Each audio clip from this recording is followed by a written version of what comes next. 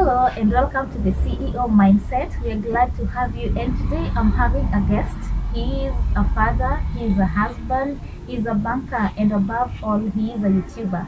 His name is Dinasi Lawrence, and we are glad to have him on the CEO Mindset channel. Welcome, Lawrence. Thanks so much for having me. Hey, hizo titles zote Yeah, you should accept them. That's who you are, and I'm so honored to have you on my channel today. And stay tuned, guys. I'm going to put his channel on the description box, so ensure that you subscribe too.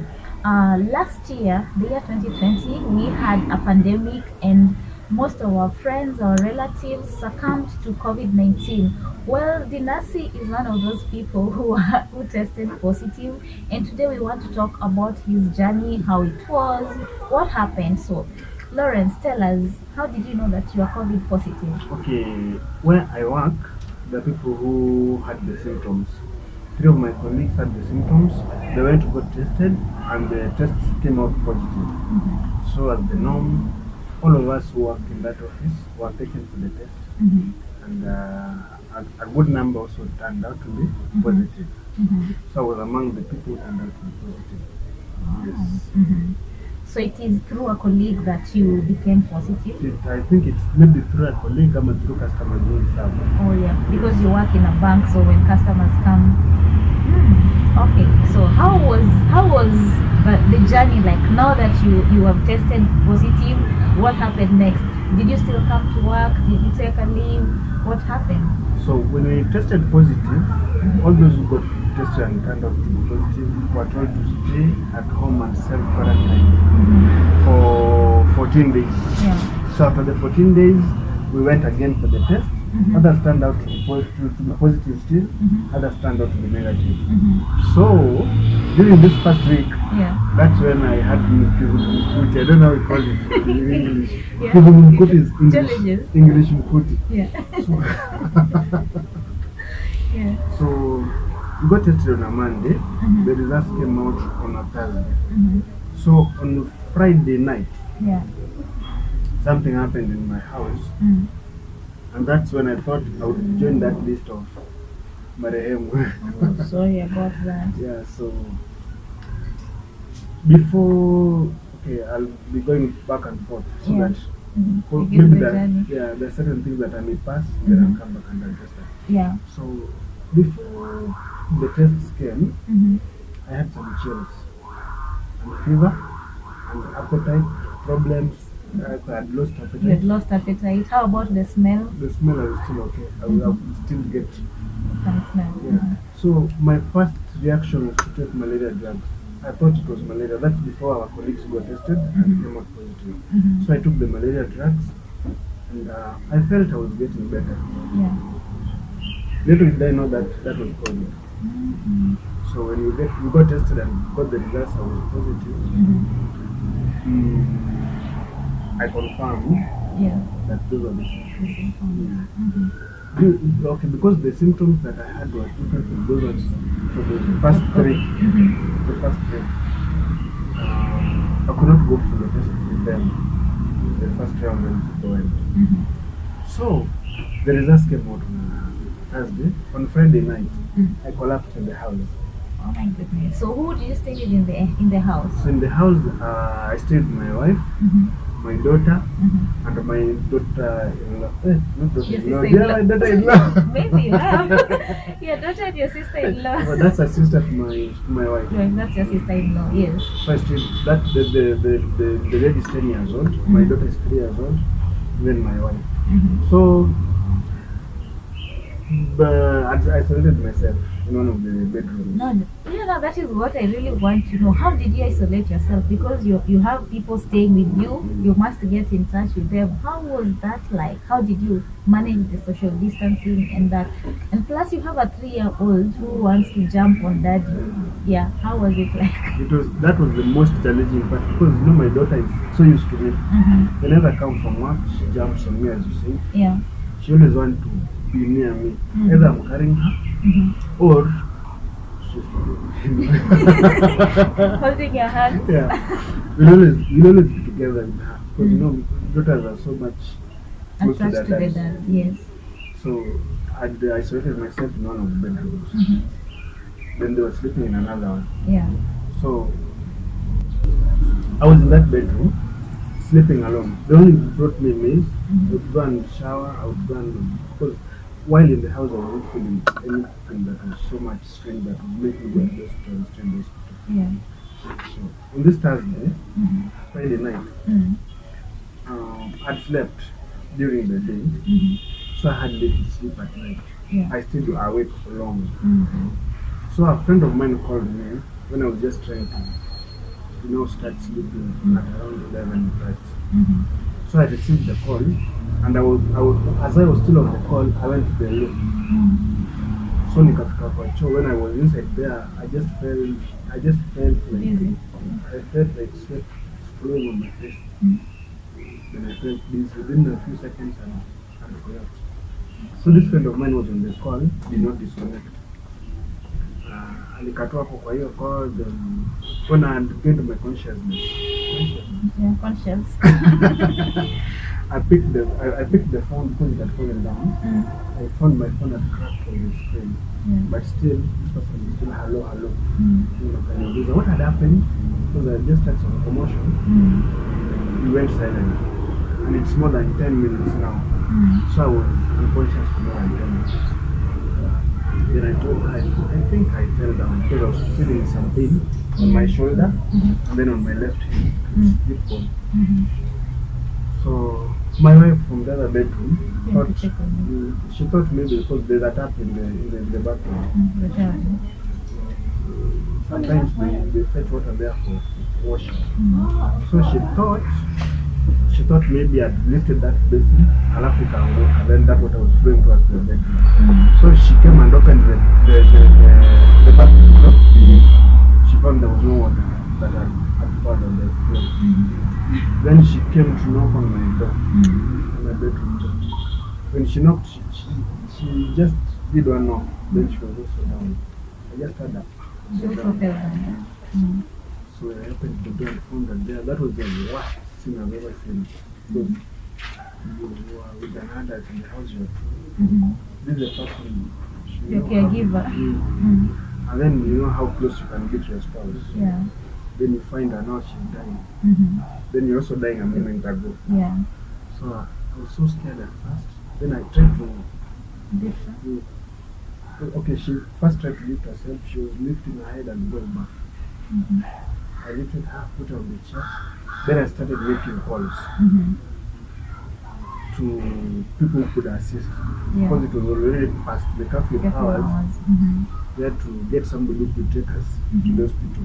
So the first thing I did was to call that the same person who called you. That one was still on the phone. Because I told her, just stay there. Maybe I could meet some numbers. So she would give me the numbers. Then I used another phone to call because my phone screen had cracked. I could not get the numbers from here. So I tried calling the emergency number first. I was told for that county where I was, it was only one ambulance that was dedicated for COVID patients. And that ambulance does not take people from their houses to the hospital. It only takes people from one facility and transfer to the next. Wow. So many could not get an assistance from that. So the next thing I did was to call a few of my friends who have taxis. Then I could. Okay, most of them knew already. That you're positive. Did they come? Or they also feared? They feared. Oh yeah. So that was the first stigma I faced. Now, how did you know, Carrie? Did you find somebody to take you, or you just decided to sleep through the night and go in the morning, or God came through? So this is why I say you should always be having a good relationship at work, because your next people are your colleagues. I could not call my parents at that time. I could not call my sister at that time because they're in the village. The only close people that I was having were my colleagues at work. So I called my manager, who called a few doctor friends of his. They told him what I would do to make us last up to morning without dying. So they told us to take some ointment, put it in hot water, then cover yourself. No, that is steaming. So we did that. and then we stayed awake Mm. until morning. Because my fear was we could go back to sleep, Then you die then in you the die. sleep. Find, wake up in the morning and find that you're already dead. Oh, sorry. Sorry. So we stayed awake up to morning. Then I was so worried that those people put on white. Yeah, I know the Because way they come. yeah, we had called. Mm. So I just thought these people would come pick us in the morning. Nobody in our plot knew that You're we were positive. positive. Mm. And that would really raise. An alarm. Mm. So we woke up so early in the morning, took my whole family Yeah. to hospital. Yeah, because they also had to be tested. Not even tested. We also had to get away out of why Mhm. we had collapsed. Oh, yeah. So we went to the hospital. The doctors told us that was a strange thing that they had not had before. Mm. But it happened. Yeah. So after they gave us some drugs which we took, Mm-hmm. then when we went for the test Mm-hmm. another time, Yeah. came out to be negative. Negative. Oh, that's okay. Now tell me, you've told me that you did not tell your neighbors that you are positive. Did you tell your family and other friends? Did they know about your status? I only told a few of my friends Mm. who I knew would come to my house. Yeah, so that they don't They come. don't come. Mhm. Then I also told just told a few Your friends. parents? How about your No, parents? I only told them when I recovered. Why did you tell them before? What was the fear? You know, old people Yeah. with their conditions, Mhm. we would tell them because it was when a friend of ours had passed away. A friend of ours had passed away in the village due to COVID. So whenever they would hear about that, they would know that oh, my son. You're the next person online also. So you are trying to prevent them, that's why you didn't tell them. Now another thing, most people fear going for the test because it's so uncomfortable. How did you find it? Is it uncomfortable as you think, or we all need to go for it?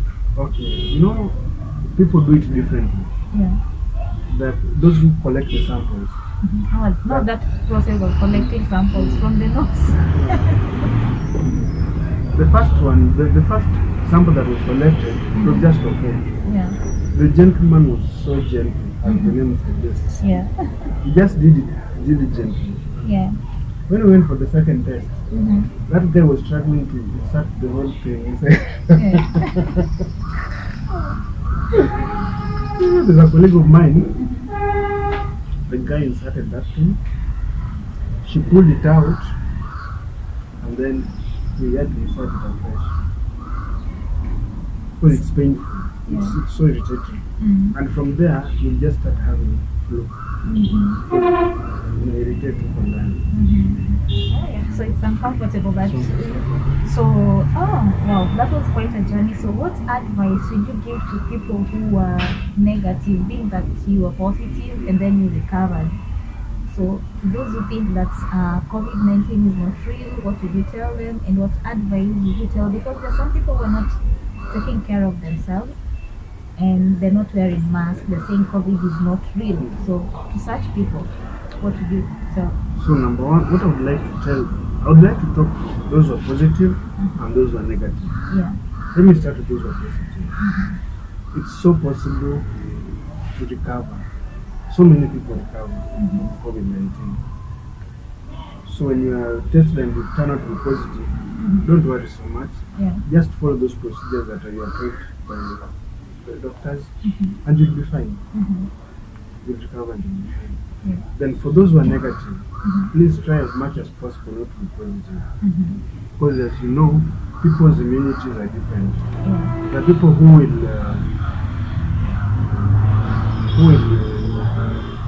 go to the marehemu side so They'll fast. succumb. The people, depending on your immunity, you can succumb or you may remain healthy. Yeah.